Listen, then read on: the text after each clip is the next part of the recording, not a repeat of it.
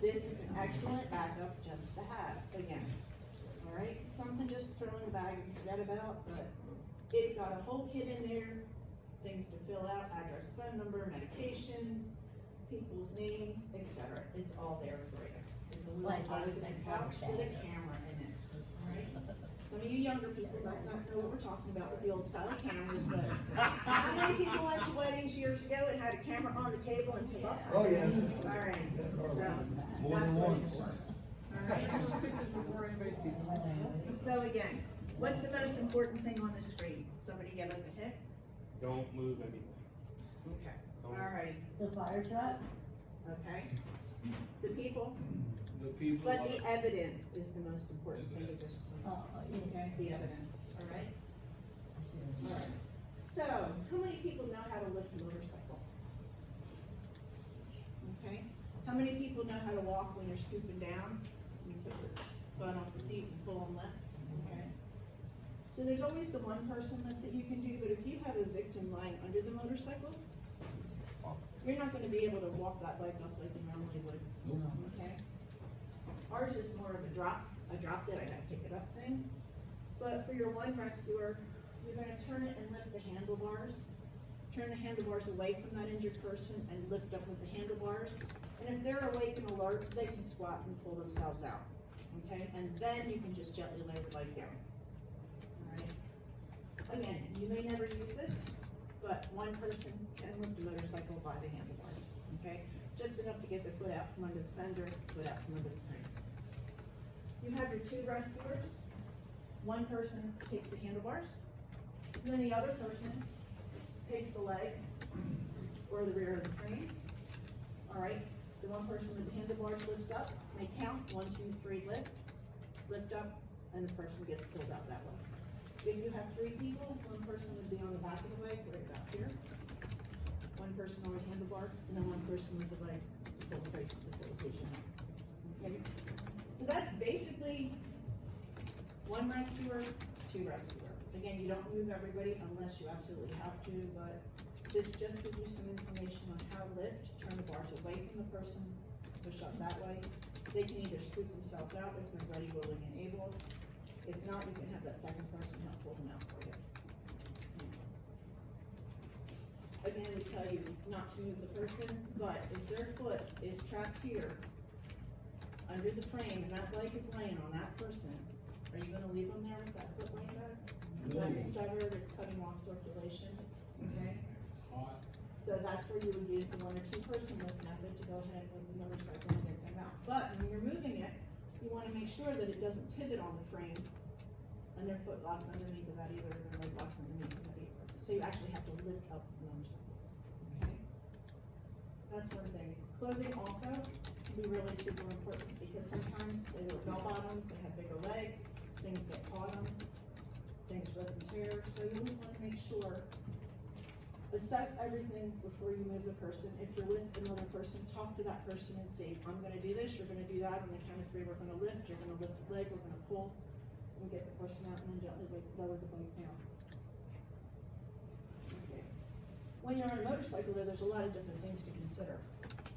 So you have, the thing we have here in Florida, we have hot roads here in Florida. In the summertime, our road temperature goes in excess of 100 degrees. Yeah. Okay. Couple that with the heat on a motorcycle. And what are you looking at now? Earth. Okay. So where on a motorcycle is going to generate that heat? Tires. Rotors, everything. Rotors, okay, Brake balls. brakes, okay. So what happens if you go to grab that front rotor and lift up on it? All right, okay. You don't back right. Contact seconds, very short. So what are you gonna learn to do? Not grab a rotor. Those things may be there, they may be metal, they may be easy to lift and grab, but don't touch those if the bike's been running. Okay. The rotor is right here, and it's what the brakes grind on. Go ahead and bring it to a stop. This round thing right here is the rotor. You have the fork here, okay?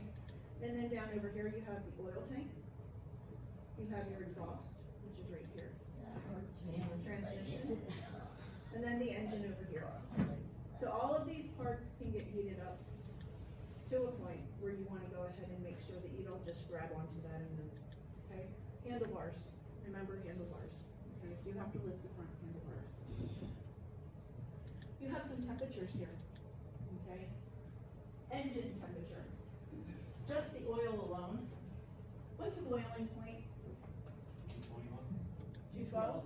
212 degrees is boiling point, okay?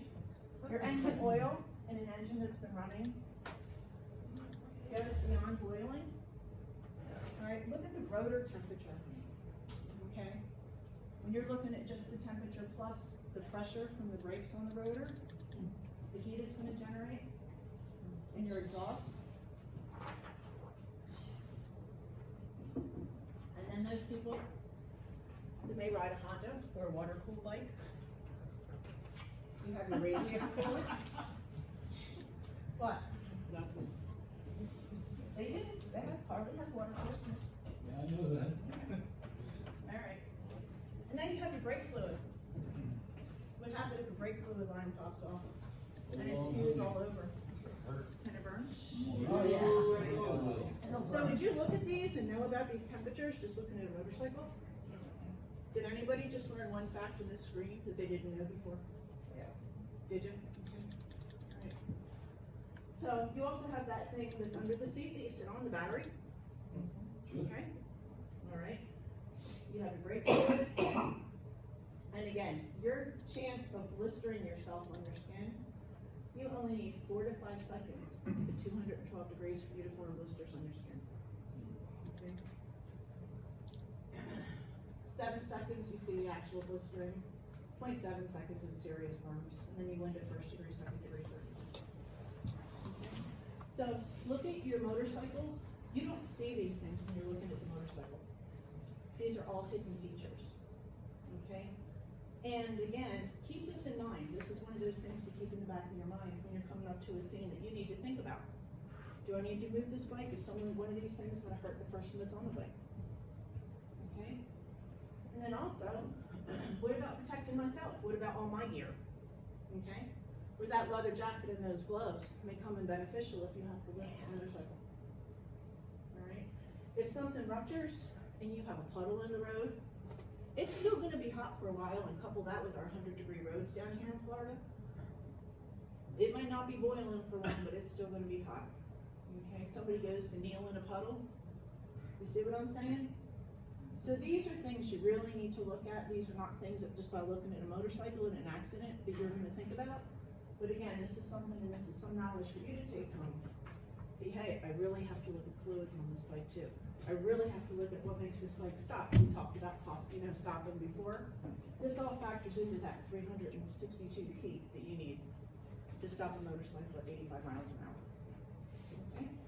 Lots of heat. Some of the other things though, the motorcycle that can brake. What else? What do we have? Think things on the front of your bike. What do we got? Lights. Okay? Lights can break, they can shatter. They're plastic, they're glass. The speedometer, yeah. The levers, the handlebars, right? Those are Alright. big sharp too. Okay. Split it all. What about if I have a carburetor? Does everybody know what a carburetor is on a motorcycle still? We used to use those pre-2000, what was that? 4 or 8? I don't know, 3, when fuel injected, somewhere down there. But it's been a long time. And these were things that used to take the gas in like a carburetor in the car. And you had a little thing called a petcock. And you would turn it to shut off your gas supply. Okay? So you need to look at the bike and say, is that a fuel injected bike or is that a carbureted bike? Because if it's a carbureted bike, that petcock's going to be open. You want to make sure you shut that petcock off. What's that going to do? Stop the gas. Okay? So that's something you want to do too. Everybody knows where the kill switch is on a motorcycle? Top right, push that button, knocks everything right off for you, okay? Spark plug pulling is definitely not something you want to do to shut it down, because that creates and generates a spark. God forbid there's gas leaking somewhere, and you can have spontaneous combustion there, okay? So again, this is something that the lay average person might not know. They might go ripping wires off, well, you don't know what people are gonna do out there, okay? Kill switch, best thing, petcock term, if it's a carbureted bike, alright? So any questions at all on this, on breakable things on your headboard, things to look for? If you come upon an injured person, you can look at their motorcycle, maybe see what's broken on their motorcycle. And relate that to how you're seeing them now. Because that way, if you have a broken mirror, that person may have been hit with some broken glass, right? Okay? You have a broken windshield or shattered windshield. That may have broken off and landed somewhere, but too, that could have punctured them. Okay? Little piece could have broken off and flown into their eye. You don't know. You just don't know what So happened. the helmet too. Right. If you wear a helmet. And again, it depends on your state. So. But always look at what the front of the motorcycle looks like when you come on it.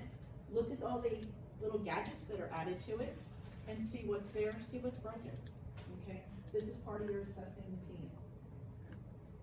Windshields and mirrors are very broken common. You have your levers also. Where's your stop switch? Kill it. Petcock. Petcock is right here. For those of you that want to walk down memory lane with carburetors. Which direction is the reserve? I was gonna say carburetors and reserve. One's carburetor, one's reserve. It starts with an R. Run. I had a bike with a carburetor and it, the arrow was going in under. Oh, really? Yeah. Exactly. So when I first got the bike, it was But the other thing too is, you know, if they're running with it and they have a rack with it, and they leave it on, pretty much know which way to turn it for that, right? So, just don't pull wires, don't pull spark plugs, whatever you do, okay? Now let's talk about this light here. Go ahead and pick up some parts on this for me that you think could cause injuries. Fender. It's so old bike. Ape hangers. I'm thinking all these old. Ape bikes. hangers will go through. Bars, got the eight hangers. Alright, then we got these spokes. Those spokes pop off. Who next? The kicker. Nice sissy bar. Kicker's right here. Yep, so that's just a bar right here. Basically everything on it. Alright, we have your exhaust. Might be easier to list what one could exactly, Okay. exactly. But you get the idea, look at the Yeah. sharp edges, okay, you wanna look at the moving parts of the motorcycle, things that can also cause injuries. Some fenders have trims on them, okay, some of them don't. If you're looking at a fender with a trim, yes, of course, that can cause injury, but you're looking at a fender that's not lined and that's metal on the edge, which one do you think is gonna make the deeper cut? Okay, so look at that too. Pick apart the motorcycle that you're looking at, and see what's moving, what's not moving on it, what's sharp and what's not sharp on it. Again, it's just part of assessing everything and seeing what I'm gonna have to deal with when I get to that person, but that's what you're looking at when you first look at that motorcycle. Actually, all the lines too.